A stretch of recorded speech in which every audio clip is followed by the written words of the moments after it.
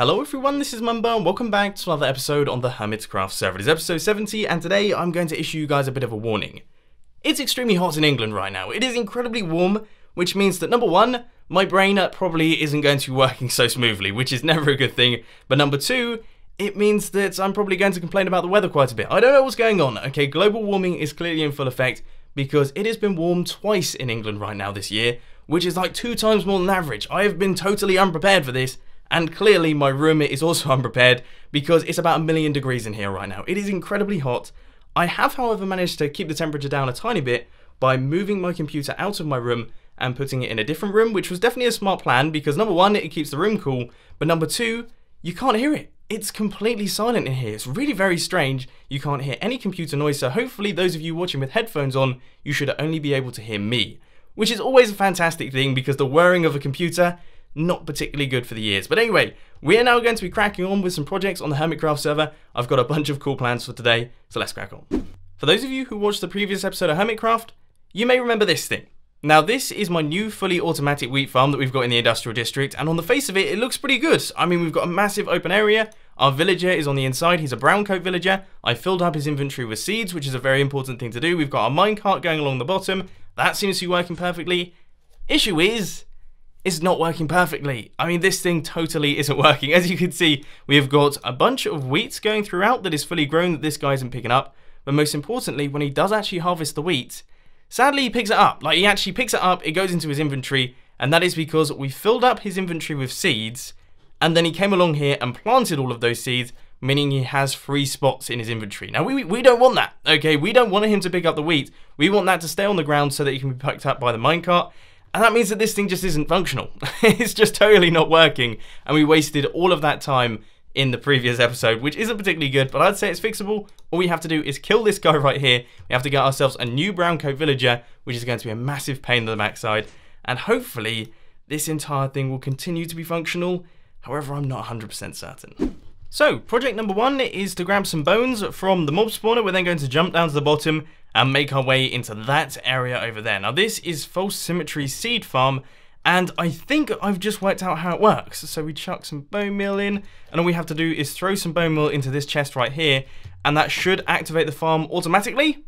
Fingers crossed, that's what's going to happen. I could be incorrect. However, it looks like I'm right. That's a good thing. Now, I have no idea how it's picked up. No clue if it's manual or not, but it seems to be functional. Something very odd is happening down here, which is making me feel a little bit ill. I'm not gonna lie, but I'm trying my best to overclock the design because it was running a tiny bit slow.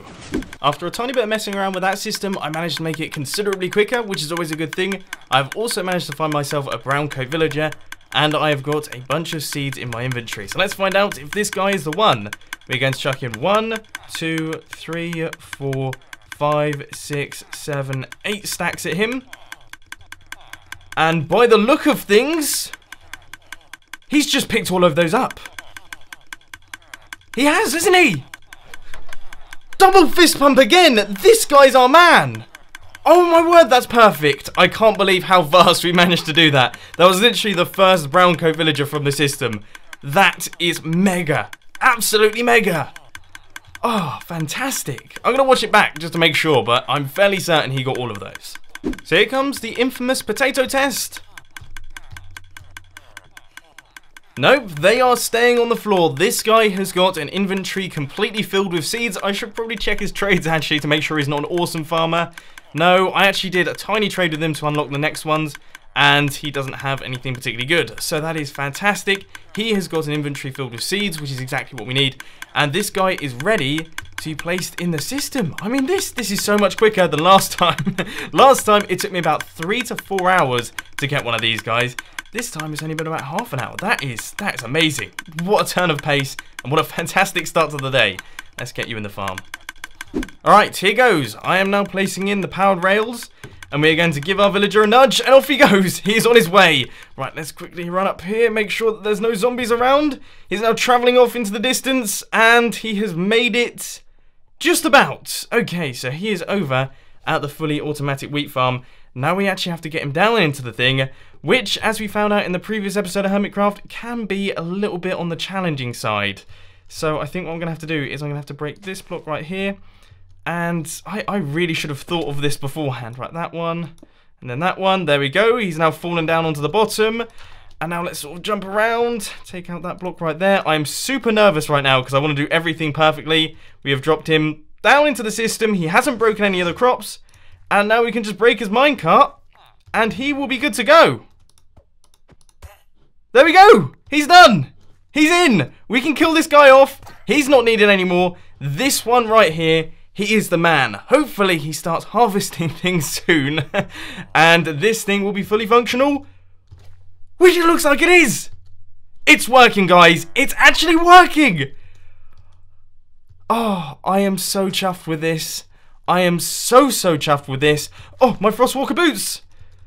Alright, we need to be very careful of that. But this thing is fully functional. I am now going to cover up this hole before any zombies and things fall into this. And now we're going to start work on decorating the place, hooking it up into the storage system, and basically making it functional. Wow. This looks stunning. I was going to do my normal, I'm mending my pickaxe little rant over at the enchanting area. But no, I'm not doing that now because this is beautiful. I believe Tango Tech has done this. Stunning work, mate. This is incredible. Seriously incredible. Oh, it's fit for a queen. My pickaxe has been fully mended, and once again, we are back underneath the desert, getting tons upon tons of sandstone. The reason for this is because, of course, we have to decorate our wheat farm. At the minute, it's looking very ugly indeed. So I'm quickly going to fill my inventory with this stuff, and then we'll head back over there and make things pretty. All of the sandstone walls are now in place. I'm just taking out the final line of blocks, and then chucking in the last few bits of smooth sandstone. And I have to say, already, it is looking about 100 times better. I mean, those ugly walls and all of those horrible blocks, they really don't make the farm look particularly good. But now it's all in place, it looks 10 times cleaner, and it just looks a lot better. 10 times better. So I'm very happy with this. One thing that I have just noticed is our minecart is docked in the station. And by the look of things, we are getting tons of wheat. Look at that. We have got 3 stacks and 15.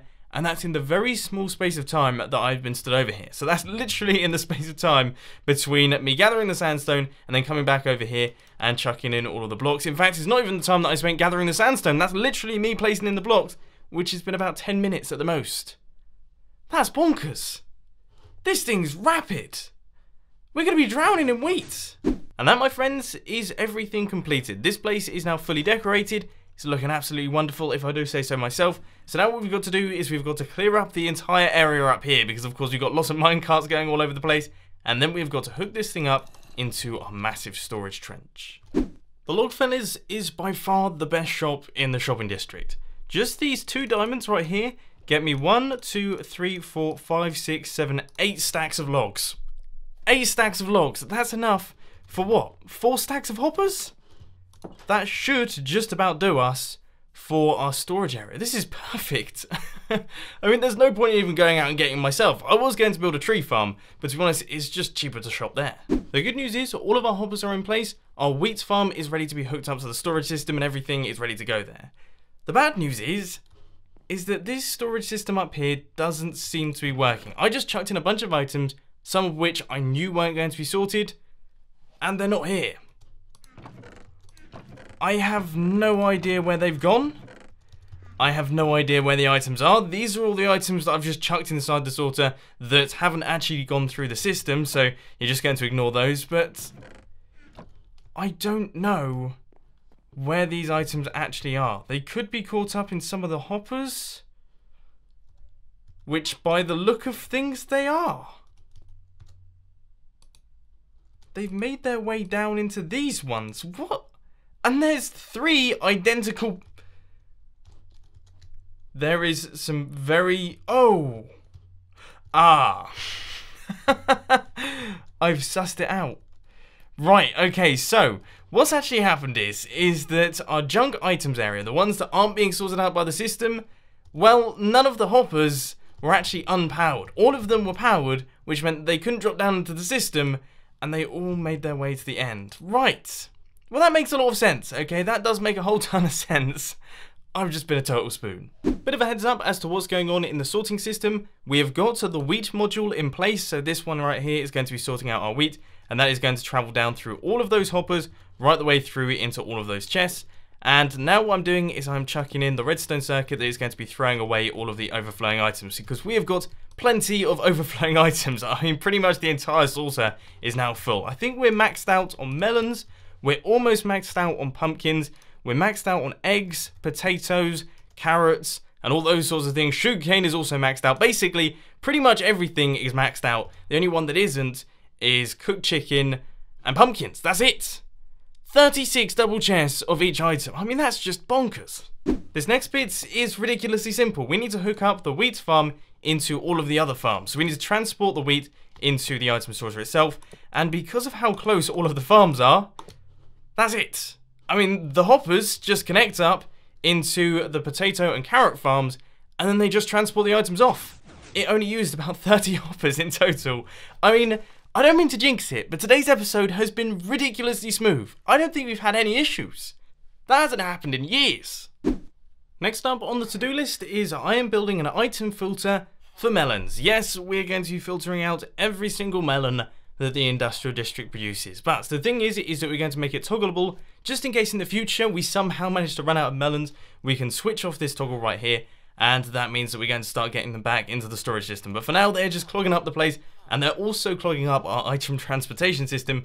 So what I'm doing once again is I'm building my favorite little redstone circuit right here, which is going to automatically drop out all of the melons. And as you can see, it is already working like a charm. So that's a little item sorter, that's going to grab the melons, and it's going to send them off into this area right here. Really very simple, but hopefully that should fix a lot of the problems that we're having with our item transportation system, because I know quite a few of them are getting backed up in these little junctions right here. It's a bit of an issue. I'm sure this is going to please quite a few of you. But there we go. That redstone has finally been placed. I have seen that popping up in my comment section for around about the past maybe 10-15 episodes. It's finally done. I'm probably going to see like a 10% decrease in comments now, so maybe I should remove it. No, I'm just kidding. I don't want to deal with the stress. This is the switch that I've created. It's not the most glamorous thing in the world, but it seems to be working quite nicely. So we've got a block with a piston underneath that extends, pushing a redstone block down onto our redstone. And when the piston is extended, that means that our item filter is switched off, so it's not going to be filtering out any melons. They're all going to make their way into the storage trench. But when we flick the lever once again, our piston will retract, the redstone block will be retracted, and our item filter will now be working. So all of the melons will be taken out of the system and chucked out onto the floor, which means it won't be overflowing into our storage area right there. I think that seems to work quite nicely. I quite like the idea of that one. I might actually implement that elsewhere in some of the other farms, because of course everything else seems to be overflowing too. But yeah, seems pretty good. Next up on my seemingly never-ending to-do list for today's episode is to fix up the villager breeder that we broke in the previous episode of Hermitcraft, when we were trying to get ourselves a brown coat villager, which definitely wasn't my finest maneuver. So I've got one hoe and I've got 64 potatoes. I guess if we just turn this into farmland, they will sort of do their work and they will actually fix up all of this and plant in all of the potatoes. But first off, I think I'm actually going to check these guys' trades. Got lure, that's not particularly brilliant. This guy is our brown coat, that's fantastic. Right, what's this one got? Flame.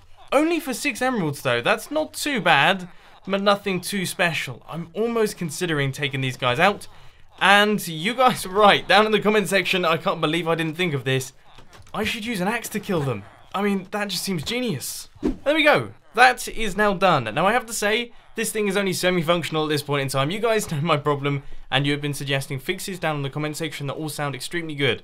So I think at some point in the near future, I'm going to tear all of this down. I'm going to relocate it elsewhere so that we have more space to play with. And then hopefully we should be able to come up with something that works. But anyway, we're now going to be leaving this place because I've been seeing a ton of people commenting, telling me that I've got some business in the Brown District, and we have basically got a ton of diamonds. So I think that's worth checking out. Well, the first shop that I've taken a look at isn't particularly good. This is the casino, and I'm fairly certain there are about 24 diamonds in there when I last looked. By the look of things, people have been getting lucky on the Hermitcraft server, and they've been winning. We're actually losing diamonds by having this place. Ah, that's not particularly good. Did I do some maths wrong when I was building it? I'm fairly certain I didn't. So they win 4 diamonds, and I think there's like a 1 in 8 chance. Maybe I should fiddle around with the redstone a little bit and make it a tiny bit more difficult to win, or potentially you win less diamonds, because otherwise I'm actually going to run out of diamonds there, and that's really not very good. Right, let's take a look in some of my other shops and see if we can make up the difference. Whoa! Whoa, okay. The bone barn's doing alright. What? That's 18 diamonds there. And then 18, 20, 26 diamonds. We also got 3 diamonds from the TNT shop somehow that I really need to restock. And we need to restock this place. Man, me and Wells Knight, we are making a killing. An absolute killing with this place. But anyway, now that we have confirmed that we are in fact super rich hermits, what we're going to do is we're going to pop back over into that storage area over there, and we're going to go AFK overnight, because I really want to see how much wheat we can get from our new farms, but also I really want to get right the way to the top with the pumpkins. Okay, we are so very close. In fact, I've been over here for around about 5 hours today, so we could be getting there. By the look of things, we're going to do that tonight. We have got to do that tonight. So that would be impressive. But also, in terms of wheat, I'm thinking maybe, well, definitely the bottom line. And maybe up to around about here. That's what I want to achieve. That's what I'm hoping to achieve. Fingers crossed we can do that. I'm going to be going AFK overnight. So that's going to be around about 14 hours in total. In theory, we should be able to do it. If we don't, then the wheat farm is rubbish and we're going to set fire to it. Maybe. Guys, I have got a bit of a confession to make, and it's a confession that I'm a tiny bit upset about, because for the first time in today's episode, I've been a bit of a spoon. Last night, when I left the office, I actually turned off my computer, which means that obviously that ended my AFK session. I don't know why I did this. Okay, I genuinely don't know why I did this, because generally speaking, I don't actually turn off my computer, because it's always doing something. It's always rendering a video, or it's perhaps uploading a video, or AFKing over at the industrial district. Today that didn't quite happen. So what we're going to do is we're going to base these results on about 5 hours, maybe 4 hours of AFKing. I think I've done about an hour this morning and about 3 to 4 hours last night. So fingers crossed we still have a decent quantity of wheat. Let's drop down to the bottom and take a look at this chest. No way! Oh my word. Okay. Well, that's not a very good start, is it? I mean, we've got less than half a double chest of wheat.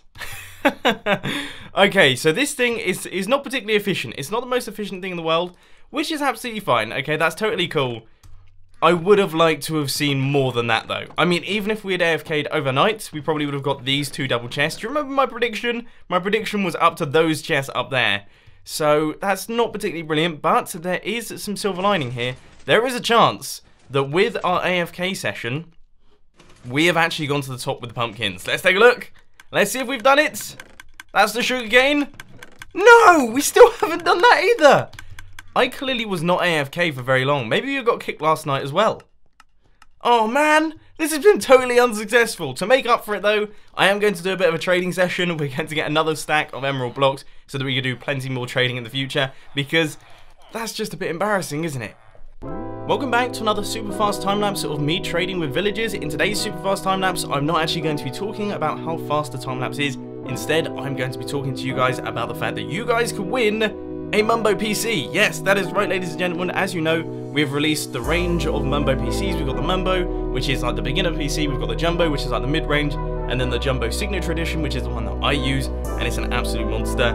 But you guys can win the Mumbo PC, which is absolutely fantastic. This is something that I really wanted to do, and the guys over at Chill Blast have decided to do it. I'll put a link to that down in the description. You can check it out, and you can enter with a chance to win. You can enter up to 5 times doing various different things. One of them is like following me on Twitter. One of them is subscribing to me on YouTube. I think one of them is following Chill Blast on Twitter and Facebook and stuff like that. So all those sorts of things, those are the different ways in which you can enter, and a link to that one will be down in the description if you do want to check it out. But anyway, back over to the Hermitcraft server.